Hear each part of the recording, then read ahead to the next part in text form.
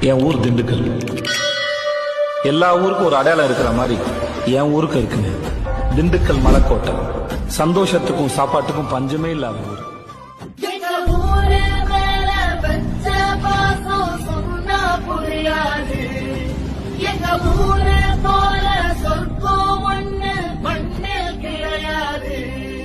இங்க சாயங்காலம் வீசும் என சாரங்காற்று